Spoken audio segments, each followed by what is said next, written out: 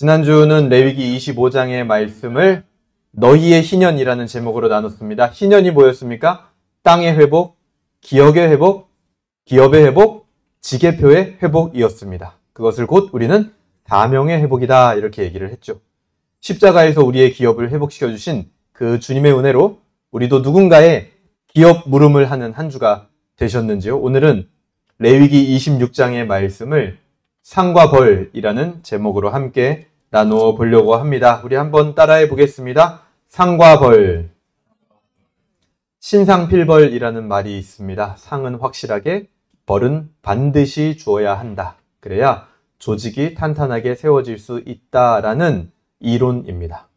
우리는 이처럼 누구나 다 늘 이 상과 벌의 세계에서 살아갑니다. 잘하면 칭찬을 받고 잘못하면 벌을 받죠. 시험을 잘 보면 좋은 점수를 받고 직장에서 성과를 내면 보너스를 받습니다. 대부분의 인간관계도 이렇듯이 무엇을 했는가에 따라서 돌아가는 그 조건의 세계 속에서 움직이는 경우가 사실은 많습니다. 그래서 우리가 그런 세계에서 살다 보니까 신앙생활도 그와 유사하게 사고하는 경우가 굉장히 많아요. 내가 말씀대로 하면 하나님이 복을 주시고 어기면 벌을 주시겠지라는 논리. 그 전제를 가지고 오늘 말씀을 해석하면 오늘 말씀은 그냥 매우 단순한, 그리고 제가 사실 설교할 필요도 없는 사실은 그런 내용의 말씀이라고 할 수 있겠죠. 규율을 지키면 상을 줄 거야. 근데 지키지 않으면 벌을 줄 거야. 돌아오게 만들 거야. 단순한 거죠. 그 논리로 봤을 때, 말씀대로 살면 하나님이 복 주시고 어기면 벌 주시겠다. 이 논리로 봤을 때는 그냥 그렇게 단순하다라는 겁니다. 하지만 하나님도 과연 우리를 그렇게 신상필벌로 대하시는가? 여러분, 우리는 생각해 봐야 됩니다. 잘못했을 때 항상 우리가 벌을 받아왔다라고 정말 믿고 계십니까, 여러분? 정말 내가 말씀대로 규례대로 살지 못했을 때 벌을 받아왔다, 신상필벌이 내게 임했다 라고 믿고 계신가요? 오늘 레위기 26장은 상과 벌이라는 구조로 되어 있습니다. 구조는 되게 단순해요. 순종하면 주시는 상, 불순종하면 따르는 징계.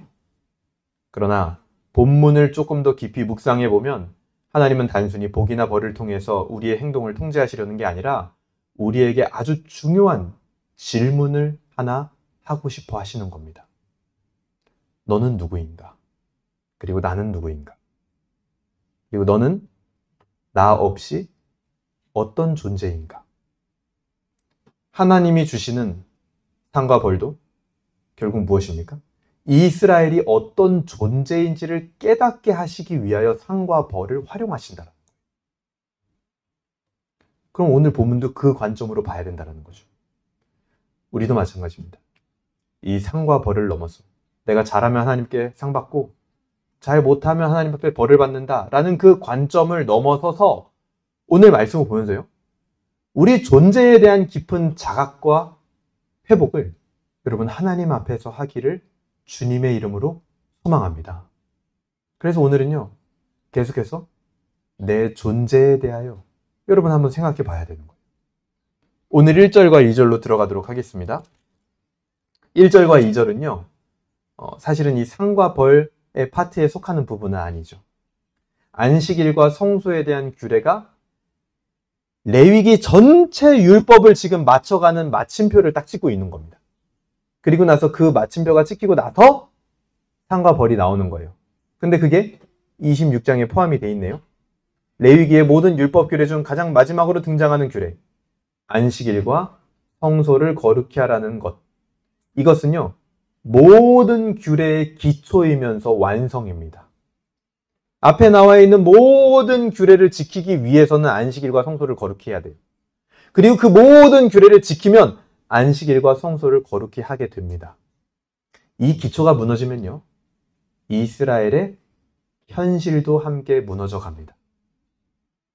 지금 이제 시작되는 상과 벌에 대한 본문은 이렇게 기초가 탄탄하게 지탱될 때 이스라엘의 현실이 이를 것이다.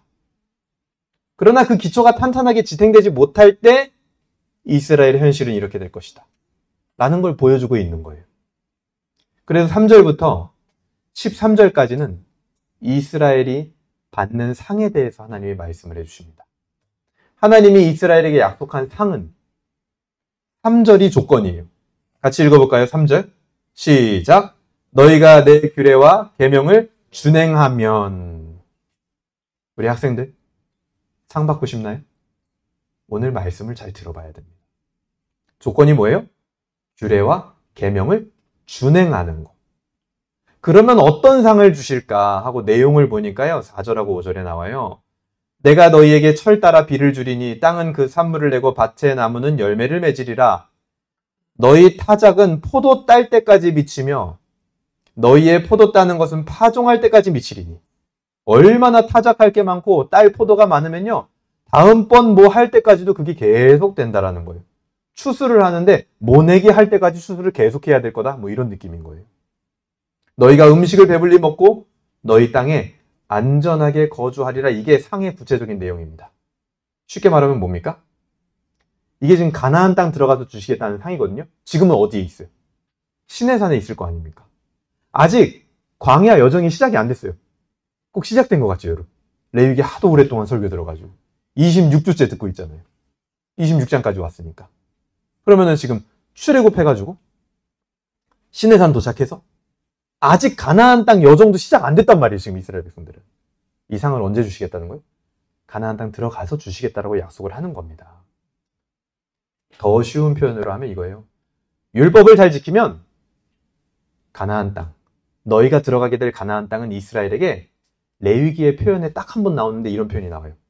젖과 꿀이 흐르는 땅이 되게 해줄 것이다. 이것이 바로 하나님이 약속한 복입니다. 그런데 이게요, 사실은 잘 알고 보면 복이라고 하기에는 상당히 좀 오묘해요. 왜 그러냐면 하나님이 젖과 꿀이 흐르는 땅이라고 부른 그 가나안 땅, 거기는 지금 이스라엘, 현대의 지금 이스라엘 땅이라고 볼 수 있거든요. 그 이스라엘 땅은요, 지금도 일부 북부에 있는 평야지대를 제외하고 나머지는 전부 돌밭입니다. 돌밭. 그래서 실제로 유대인들 이 전승, 구전에 따르면 등장하는 재밌는 이야기가 하나 있어요. 뭐냐면 하나님이요, 이 세상을 다 창조하시고 천사들한테 한 가지 명령을 하셨대요. 그게 뭐냐면 이 세상 곳곳에 자갈과 바위를 뿌리고 와라. 그래 천사들이요, 아이고 자갈과 바위를 챙겨가지고 이제 날아다녔을까요? 하여튼 어떻게든 옮겼을 거 아닙니까 그거를?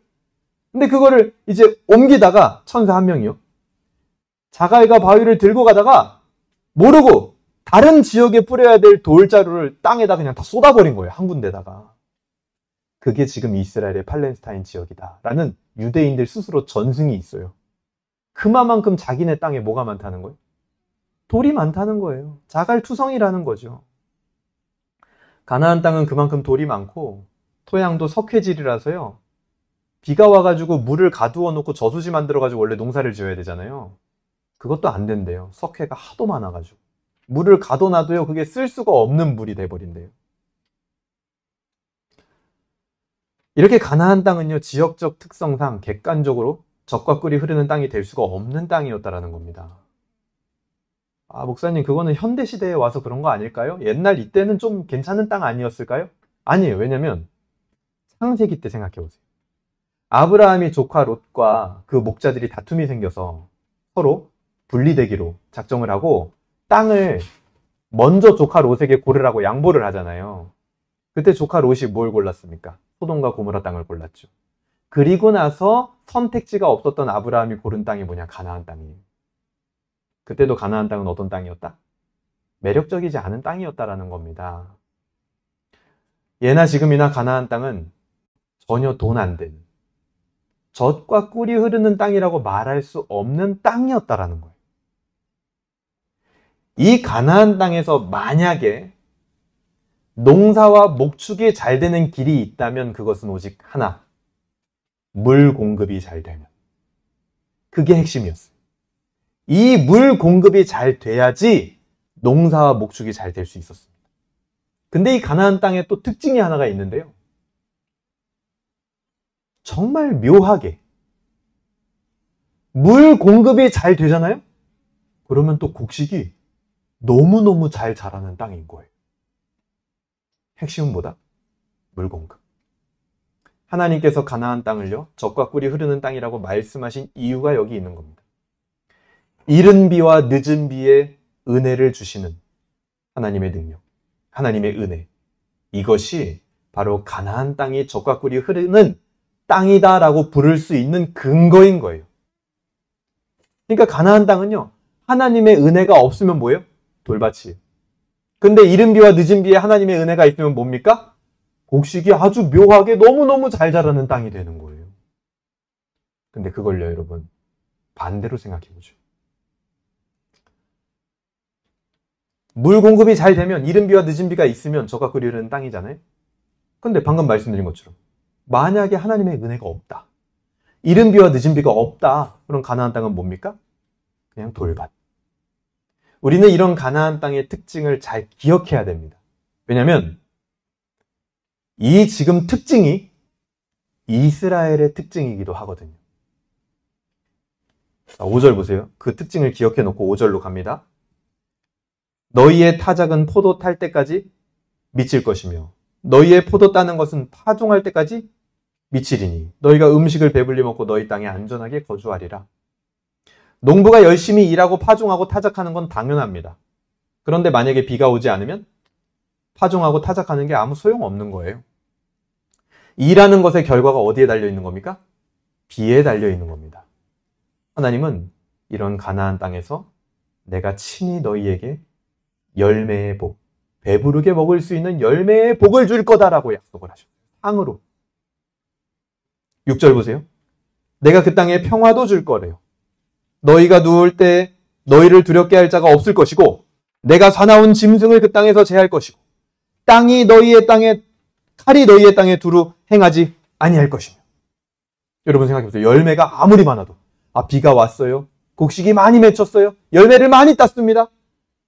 가축들도요 막 늘어났어요. 근데 그렇게 많아도 그거를 지킬 수 없으면 무슨 소용입니까? 많아요. 근데 이삭처럼 이방 사람들이 와가지고 그걸 다 뺏어가면 뭔 소용이에요? 그렇죠? 내게 아니게 되는 거잖아요. 그래서 하나님은 뭐도 약속해요? 평화의 복도 약속하시는 거예요. 내가 너희를 평화롭게 할 것이다. 열매가 맺히고 평화가 지켜지고 그런 복들을 너희에게 상으로 줄 것이다. 이런 복들이 언제 가능하냐? 11절 보세요. 11절. 같이 읽어보겠습니다. 11절 시작. 내가 내 성막을 너희 중에 세우리니 내 마음이 너희를 싫어하지 아니할 것이며. 12절도 읽겠습니다. 시작. 나는 너희 중에 행하여 너희의 하나님이 되고 너희는 내 백성이 될 것이라. 성막이 그들 중심에 온전해야만 이 복들이 가능한 겁니다. 성막이 그들 중심에 세워진다라는 것은 3절의 처음에 상의 조건이었던 규례를 지킨다, 이거랑 똑같은 말인 거예요, 지금. 즉, 이스라엘의 중심에 하나님이 계셔야 한다라는 거예요. 그들의 존재가 지금 하나님을 왕으로, 하나님을 주인으로 모셔야 이 모든 일이 가능하다라는 겁니다. 여러분, 방금 우리가 읽었던 이 하나님이 주시는 상에 대해서 조금 더 생각해 보죠. 열매를 줄 것이다. 평화를 줄 것이다. 배부르게 먹을 것이고 파종과 타작이 다음 시즌까지 이어질 것이고 칼이 너희 땅에 두루다니지 않도록 너희를 정확하게 보호할 것이다.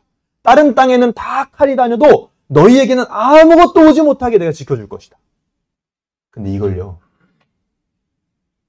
반대로 생각해 보면 하나님이 이런 상을 주지 않으면, 하나님이 이런 복을 주지 않으면 이스라엘은 스스로는 아무것도 할 수 없다라는 말하고 똑같은 겁니다. 그렇죠? 그들 스스로는 열매도 맺을 수 없을 거다. 내가 열매 주지 않으면.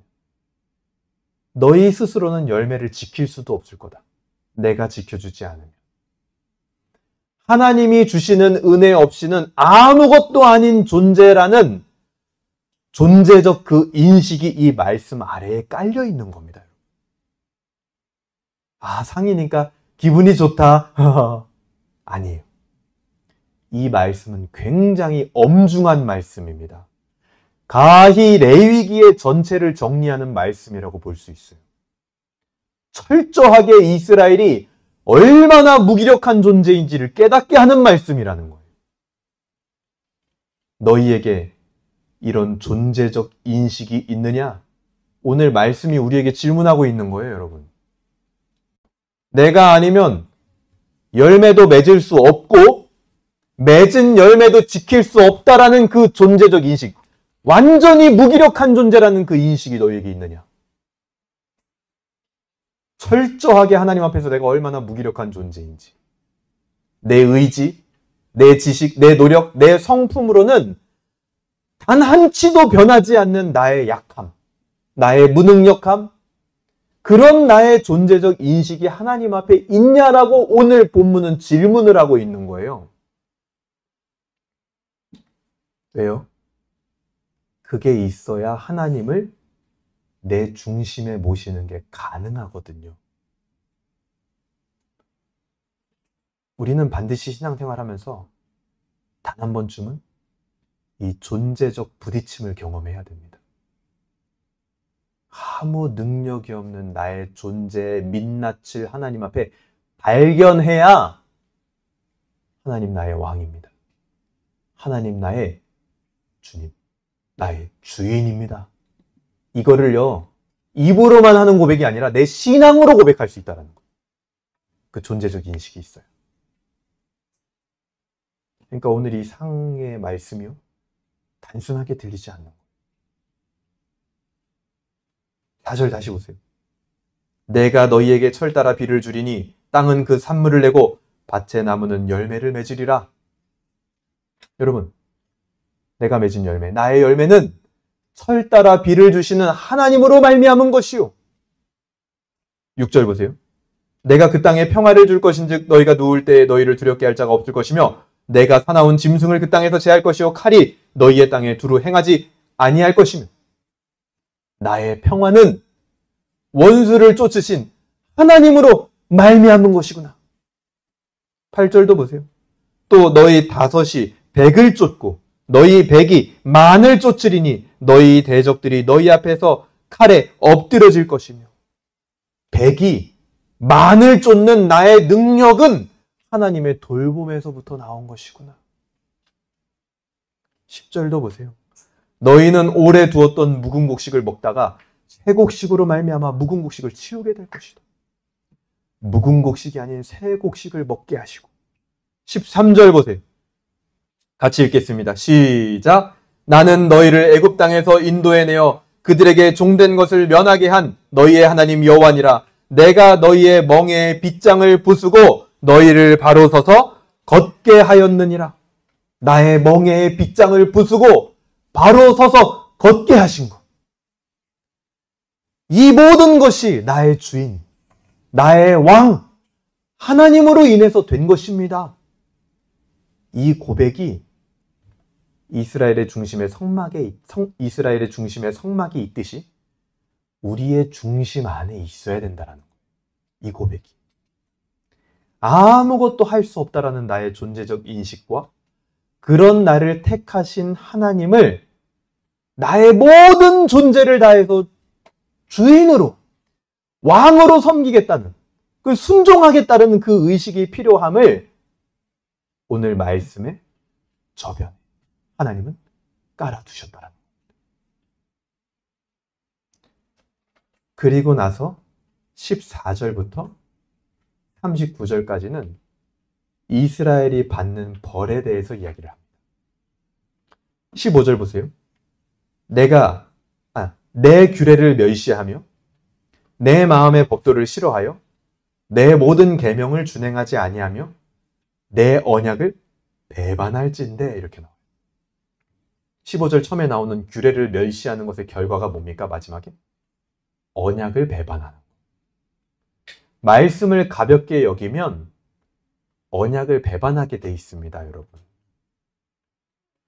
말씀에 비춰서 드러나는 나의 존재를 대면하지 않으면 언약을 배반한 삶을 살 수밖에 없어요. 그것은 불순종의 삶이요, 여기 나와 있는 벌의 모든 내용이 내 삶 가운데 드러나는 삶입니다. 16절 보세요. 내가 이같이 너희에게 행하리니 곧 내가 너희에게 놀라운 재앙을 내려 폐병과 열병으로 눈이 어둡고 생명이 쇠약하게 될 것이요. 건강, 즉 우리의 육신도 우리는 스스로 어떻게 할 수가 없는 존재들입니다. 그리고 그 뒤에 뭐래? 너희가 파종한 것은 헛되리니 너희의 대적이 그것을 먹을 것이며. 파종한 열매는요, 다른 사람한테 빼앗겨 버린대요. 내가 열심히 일을 했는데 그거를 다 빼앗겨 버린대요, 그냥. 그 뒤에 계속 보세요. 내가 너희를 치리니 너희가 너희의 대적에게 패할 것이요. 너희를 미워하는 자가 너희를 다스릴 것이다. 미워하는 자에게 다스림, 나를 미워하는 자에게 다스림 받는다. 그것만큼 끔찍한 일이 어디 있습니까? 너희는 쫓는 자가 없어도 도망하리라. 표현이 재밌죠? 쫓는 자가 없는데도 도망치는 삶을 살게 될 거래요. 이게 얼마나 비참합니까? 아무도 쫓아오지 않는데 쫓기듯이 불안한 삶을 사는 거예요. 여러분 그런 사람 본 적 있어요? 있어요. 쫓아오는 사람 없거든요? 근데 너무 불안해요. 쫓기듯이 인생을 살아가는 거예요. 그렇게 살게 된대요. 18절. 또 만일 너희가 그렇게까지 되어도 내게 청종하지 아니하면 너희의 죄로 말미암아 내가 너희를 7배나 더 징벌하리라. 19절. 내가 너희의 세력으로 말미암은 교만을 꺾고 너희의 하늘을 철과 같게 하며 너희의 땅을 놋과 같게 하리니. 열매가 아예 없게 하겠다라는 거죠. 사람들이 왜 말씀을 가볍게 여기고 자신이 어떤 존재인지 잊어버리고 규례를 멸시하고 벌받는 삶을 살게 되었는가? 하나님이 나의 주인이었다라는 사실을 잊고 왜 벌받는 삶으로 들어가게 되는가? 이유가 여기 19절에 나오네요. 너희의 세력으로 말미암은 교만. 인간이 잘 되면, 살만하면 가장 먼저 잊는 게 뭐냐면 하나님을 잊어버릴까요? 저는 조금 더 생각해 보니까 그런 게 아니라는 걸 알았어요. 하나님을 잊어버리지 않아요. 뭘 잃어버리냐? 내가 어떤 존재였는지를 잊어버립니다. 잘 됐어요? 교만해졌어요? 그래도 예배 나와요. 교회 다닙니다. 하나님께 기도한다고 해요. 하나님을 찾는다고 해요. 근데 뭘 잊어버렸어요? 그렇게 하나님 앞에 나온 내가 누구인지 잊어버린 거예요. 하나님을 잊지 않아요. 너희의 세력으로 말미암은 교만, 내 존재를 잊는 겁니다. 내가 어떤 존재인지, 하나님 없이 아무것도 할 수 없었다라는 그 존재를 잊어버리는 거예요. 그때 내려지는 이런 징계들은요, 나의 모든 외적인 울타리를 다 무너뜨립니다. 근데 그 무너뜨리는 게 여러분 어떤 의미예요? 바로 외적인 존재를 다 무너뜨리게 하면서 그 속에 있는 내 존재를 바라보게 하는 거예요. 그래서 이 징계들은 어떤 면에서는 하나님이 자기 백성을 포기하지 않았다라는 증거가 되는 겁니다. 다시 너의 존재를 발견해라. 외적인 걸 다 무너뜨려서 안에 있는 걸 보게 하는 거예요. 포기하지 않았기 때문에. 하나님은 결코 불순종으로 언약이 무효화되게 하지 않으셨어요. 다만 주는 게 달라져요. 원래는 비를 주시던 하나님이 가뭄을 주시는 거예요. 원래는 풍요를 주시던 하나님이 흉년을 주시는 거예요. 왜요? 그 외적인 걸 무너뜨리고 나를 바라봐야 되니까. 나를 봐야 되니까. 너의 존재를 발견해야 되니까. 그러면 그렇게 볼 때 여기 나와 있는 벌들, 이 흉년들이 나쁜 것입니까? 아니요. 오히려 내 존재를 잊어버리고 있을 때 내리는 비는요, 나에게 나쁜 게 될 수도 있는 거예요. 그건 전혀 상이 아닙니다. 내 존재를 잊었는데 내 세력을 늘리는 비가 내린다? 좋은 게 아니라고요. 내 존재를 더 철저하게 감춰줄 뿐이라고요. 그런데 그럴 때 오는 흉년은 다시 한번 내 존재를 돌아보게 하는, 결과적으로 나를 살리는 하나님의 상이 될 수도 있다는 거예요. 21절 보세요. 너희가 나를 거슬러 내게 청종하지 아니할진대 내가 너희의 죄대로 너희에게 7배나 재앙을 내릴 것이다. 7배나 더 재앙을 내린다. 이제는요, 여러분, 이게 단순한 벌로 보이면 안 됩니다. 7은 완전수예요. 완전한 벌을 주신대요. 완전한 벌이란 무엇입니까? 내 존재를 완전히 다시 발견할 수 있는 그런 벌을 말하는 것이 아닐까요? 27절 보세요. 너희가 이같이 될지라도 내게 청종하지 아니하고 내게 대항할진대 이렇게 나와요. 내 존재에 대한 인식이 올바르게 되어 있지 않으면 결국 여기까지 가는 겁니다. 어디까지? 하나님께 대항하는 데까지 가는 거예요. 여러분, 여기 나와 있는 이 벌들의 내용을 자세히 살펴보세요. 특별한 게 없습니다, 사실은. 이것들은요, 그냥 놔두면 자연스럽게 생기는 일들이에요, 사실은. 가만히 놔두면. 세상에 그냥 가만히 풀어놓으면 이런 일들이 생긴다니까요. 사기당하고, 칼 맞고, 뺏김 당하고, 지키지 못하고, 노력이 물거품되고, 그런 일들을 만나요, 그냥 가만히 놔두면. 여러분, 그게 우리 존재입니다. 그냥 놔두면 하나님의 은혜 없으면 아무것도 안 될 뿐더러 여러분 착각하면 안 돼요. 가만히 있으면 우리가 중간 상태를 유지하는 것이냐? 아니요. 절대 그렇지 않아요. 큰 착각입니다. 내가 잠깐 신앙을 쉴 때, 가만히 있을 때 내가 예전에 그 상태를 유지하고 있는 거겠지? 아니요. 우리는 계속해서 밑으로 내려가고 있는 거예요. 끊임없이 더 안 좋은 쪽으로 치우치는 것이 우리의 존재라는 인식이 있어야 된다고요. 그렇지 않으면 우리는 절박하지 않습니다. 결국 결과는 어떻게 되냐? 38절 보세요. 뒤로 넘어가서. 너희가 여러 민족 중에서 망하리니 너희의 원수들의 땅이 너희를 삼킬 것이다. 너희 남은 자가 너희 원수들의 땅에서 자기의 죄로 말미암아 쇠잔하며 그 조상의 죄로 말미암아 그 조상같이 쇠잔하니라. 이게 어떻게 된다는 거냐면 결국에는 자손들은 죽고 땅은 뺏긴다라는 거예요. 근데 하나님이 이스라엘에게 준 언약의 핵심이 이거거든요. 큰 민족이 되고 땅을 차지하게 될 것이다. 그런데 지금 어떻게 된대요? 땅을 빼앗기고 자손들은 죽을 것이다. 모두 잃어버리게 된다는 거예요. 언약도 잃어버리게 된다는 거예요. 뭘 놓치면? 내가 누구인지 모르면. 내가 어떤 존재인지 존재적 인식이 내 안에 안 돼 있으면 다 잃어버릴 거라는 거예요. 언약이 소용이 없는 거예요. 존재적 인식이 안 돼 있으면. 철저하게 하나님 앞에 나를 보지 못하면. 그래서 40절부터 46절에 나오는 세 번째 파트가 회복이거든요. 이 회복되는 길도 역시 이와 동일한 맥락입니다. 41절을 보세요. 41절 한번 같이 읽어보겠습니다. 41절 시작.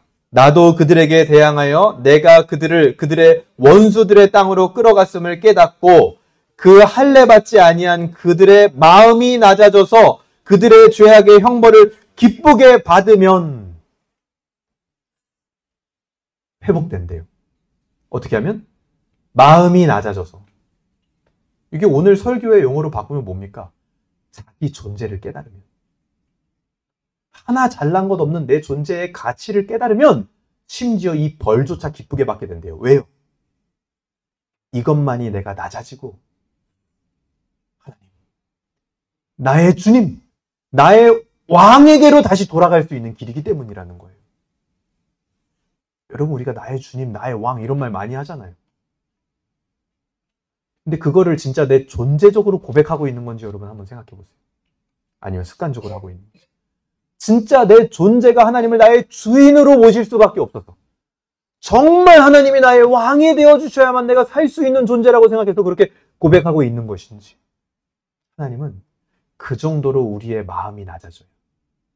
그렇게 우리가 우리 존재를 깨달아야지 회복될 수 있다는 거예요. 그럼 벌도 기쁘게 받게 된대요. 다시 돌아가는 그 길을 징계 중에 벌 가운데 발견할 수 있기 때문에 기쁘게 받을 수 있는 거죠. 그때 42절입니다. 내가 야곱과 맺은 내 언약과 이삭과 맺은 내 언약을 기억하며 아브라함과 맺은 내 언약을 기억하고 그 땅을 기억하리라. 그때 어떻게 돼요? 언약이 회복되는 겁니다. 우리가 신앙생활하면서요, 언약을 잊어버리거나 하나님을 잊어버리는 사람 잘 없는 것 같아요, 사실. 근데 내가 누구인지 잊어버리는 건 상당히 많은 것 같습니다. 아니, 제가 그래요. 제가 보니까. 하나님을 잊지 않는다고요. 하나님의 언약을 잊지 않는다고요. 근데 어느새 보니까 내가 누구인지는 자꾸만 잊어버리더라는 거예요. 그러니까 언약도 소용없고 말씀도 소용없고 항상 내 인생은 벌받는 것 같은 그런 인생을 살게 되는 거예요. 오늘 레위기 26장 상과 벌에 대한 말씀은요, 단순히 율법을 잘 지키면 상을 받고 율법 안 지키면 벌 받는다는 말씀이 아니었습니다. 상과 벌, 그 안에서 우리 스스로가 어떤 존재인지를 발견하라는 하나님의 엄중한 말씀, 레위기의 마무리예요.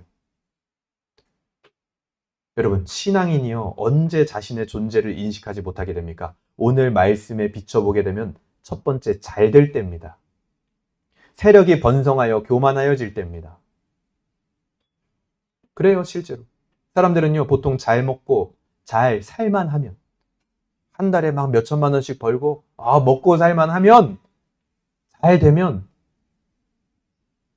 내가 어떤 존재인지를 너무 쉽게 잊어버려요. 그거를 준 분은 기억할 수도 있어요. 하나님이 나한테 복 주셨어. 하나님이 은혜 주셔서 이렇게 된 거야. 근데 왠지 모르게 그 말과 그 기색과 그 얼굴 가운데 교만함이 묻어나요. 왜? 내가 누구인지 까먹었기 때문이에요. 그 고백은 맞아. 하나님이 주셨다라는. 근데 뭔가 좀 느낌이 쎄. 왜 그런가 봤더니 그 심령에 내가 누구인지를 잊어버린 거예요. 어느샌가 내 열심, 내 능력, 내 노력, 내 시간, 내 정성, 교만의 극치를 달립니다. 그러니까 저는 그런 면에서 얼마 전에 우리가 유행했던 그 주로 꼰대들이라고 하는 분들이 하는 말, 라떼라는 말 있잖아요. 나 때는 이랬어. 나는 이렇게 했어. 이 말 자체도 사실은 어떤 면에서 굉장히 교만한 말이에요. 내 존재 인식이 제대로 되어 있지 않은 말인 겁니다, 그게. 사실은. 자, 그럼 반대로.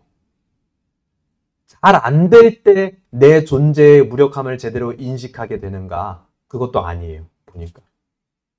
오늘 말씀에서 보면 하나님이 징계를 보내고 7번씩 또 보내도 여전히 하나님께 대항하는 데까지 나아가는 사람들이 있다니까요. 그리고 실제로 이스라엘은 그렇게 됐어요. 하나님도 그렇게 될 거라고 예상하고 계세요. 우리 실제로 살다 보면 그렇죠? 잘 안 되고 징계가 임하는 것 같으면 하나님께 돌아오고 진정 내 존재의 무력함을 인정하고 하나님을 왕으로, 나의 주인으로 인식하고 살게 됩니까? 100% 다 그렇지 않아요, 여러분.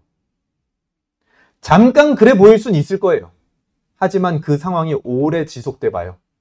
욥의 아내처럼 차라리 그냥 하나님을 욕하고 죽겠다. 이러는 경우가 더 많습니다. 하나님을 대항하고 마치 하나님이 나의 주인이 아니라 내 말을 잘 안 듣는 능력 있는 나의 종 정도로 여기는, 그 왜 그래요? 내 존재의 인식이 안 돼. 그러니까 사람이요, 무조건 잘 안 된다고 해서 올바른 길로 가게 되냐? 아닌 것 같아요. 더 교만해지고 더 강박해지는 경우도 많습니다. 하나님을 답답해하고 하나님을 이해하고 싶어 하지 않고 그런 행동과 그런 태도, 그런 모습들이 내 안에 막 올라오는 거예요. 왜요? 내가 어떤 존재인지 잊었기 때문이에요. 그럼 우리는 우리의 존재를 언제 올바르게 인식하게 되느냐? 41절에 나옵니다. 41절. 나도 그들에게 대항하여 내가 그들을 그들의 원수의 땅으로 끌어갔음을 깨닫고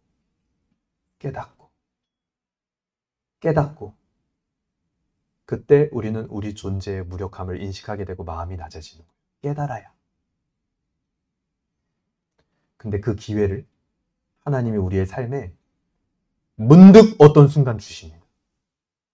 우리 인생의 고비 앞에서, 혹은 어떤 사람에게는 말씀 앞에서, 혹은 어떤 사람은 기도하다가, 혹은 어떤 사람은 그냥 삶을 살아가는 어느 순간에 문득 예수 그리스도의 복음 앞에 설 때, 그때 우리는 비로소 내 존재의 무력함, 약함, 악함을 인식하고 깨닫게 된다는 거예요. 문득. 그리고 그때 하나님만이 나의 왕, 나의 주님이 되어주셔야 내가 살 수 있다는 것을 깨닫게 된다는 거예요. 여러분, 그러니까 이 깨닫는 거, 어느 날 하나님이 문득 주시는 거, 그게요, 우리에게 엄청난 존재적 기회예요, 여러분.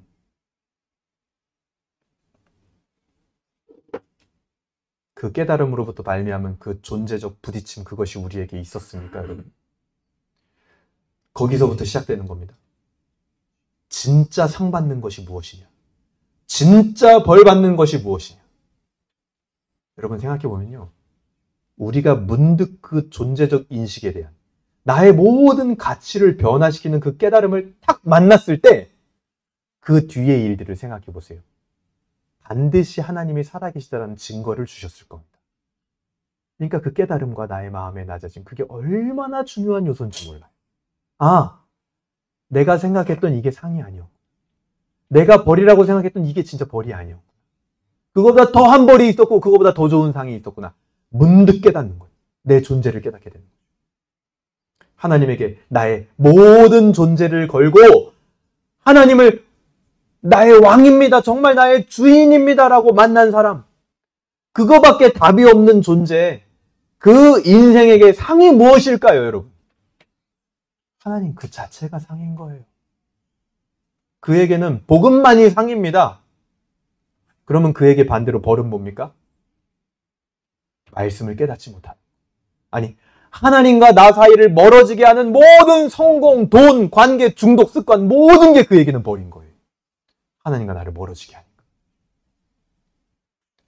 그래서요, 오늘 본문에서도 같은 열매인데 어떤 경우에는 상이 되기도 하고 어떤 경우에는 벌의 원인이 되기도 한다는 거예요.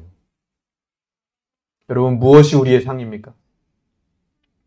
나를 위하여, 정말 아무 쓸모없는 내 존재를 위하여 가장 고귀하시고 이 세상에 가장 필요하신 예수님이 더럽고 수치스러운 그 나무 십자가에 달리셨다라는 거, 로마의 저작거리에 달렸다라는 거. 여러분, 그 외에 우리에게 무슨 상이 필요할까요? 예수 그리스도께서 나의 주인이 되어주시고 나의 왕이 되어주시기 위해 나를 택하셨다라는 거. 이 세상에 수많은 능력 좋은 사람들, 대단하다고 불릴 만한 의지의 사람들을 다 놔두고 나를 택하셨다는 거. 그거 외에 우리의 상이 무엇입니까? 저도요, 제가 이 존재적 인식을 잊는 순간 다른 생각이 나요. 내가 우리 집이 목회자 가정이었으면 얼마나 좋았을까? 제 지금 밑에 말고 위에. 교회 잘 다니는, 기독교 잘 믿는, 예수님 잘 믿는 장로님, 권사님 가정이었으면 얼마나 좋았을까? 내 아버지도 목사님이었으면 얼마나 좋았을까? 이런 생각들이 문득 들어올 때가 있어요. 그 왜 그런 거예요? 존재적 인식이 안 돼. 까먹어버린 거예요. 그러니까 지금 내가 예수님께 택했다라는 게 상으로 느껴지지 않아요. 벌 받는 삶을 사는 겁니다. 여러분, 예수님이 나를 택하셨다라는 거, 그게 진정 우리의 상급으로 믿어지는 은혜가 여러분들에게 있기를 바랍니다. 그렇기 때문에 우리는 예수님이 나를 택했기 때문에 우리의 존재가 무기력하다라고 인정해도 돼요. 나 무기력한 존재, 아무것도 할 수 없는 존재, 인정해도 된다고요. 왜요? 예수님은 그런 나를 택하려고 이 땅에 오셨다라는 거예요. 하나님은요, 옥토를 택하지 않으시고 가나안 땅을 택하신 분입니다. 애굽이 아니라 이스라엘을 택하신 분이에요. 이스라엘을요, 이렇게 하나님 앞에 대항하기까지 말 안 듣는 이스라엘을 제사장 나라다, 거룩한 백성이다라고 부르신 분입니다. 거기서 나의 태생적 한계, 무슨 흙수저니 뭐니 환경이니 이런 거 다 깨지는 겁니다.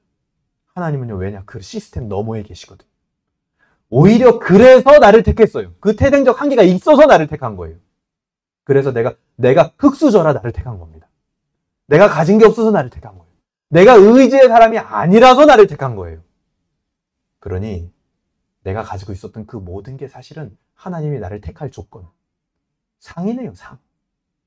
바꿔보니까. 우리 주인이신 예수님은요, 약함을 강함이 되게 하시는 분입니다. 아니, 약함 자체가 주님의 능력이에요, 여러분. 이게 우리가 잘 이해가 안 가거든요. 주님은요, 약함이 자기의 능력치예요. 여러분의 약함의 능력치는 얼마나 됩니까? 그러니까 주님 안에서 내 존재가 무력하다? 그게 곧 나의 능력이 될 수 있다니까요.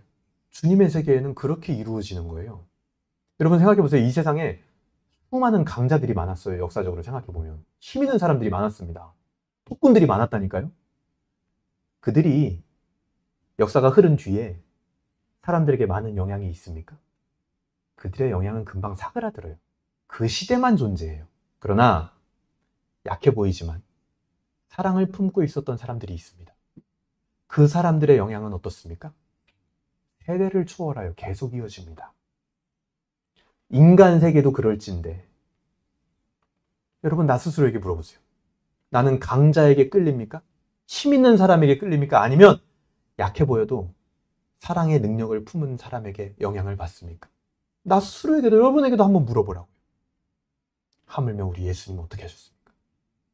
이 땅에 오셔서 힘 있는 자가 되시지 않고 가장 약함이라는 게 무엇인지를 보여주셨어요. 그리고 수천 년을 거슬러 올라가도 여전히 주님의 능력이 지금 오늘날 우리에게도 영향력이 미쳐지고 있다는 거. 그러니까 뭐가 진짜 힘이냐는 거예요. 약함이 힘이에요. 그래서 약한 우리를 택하신 거예요. 그게 주님 앞에 능력이 되는 겁니다.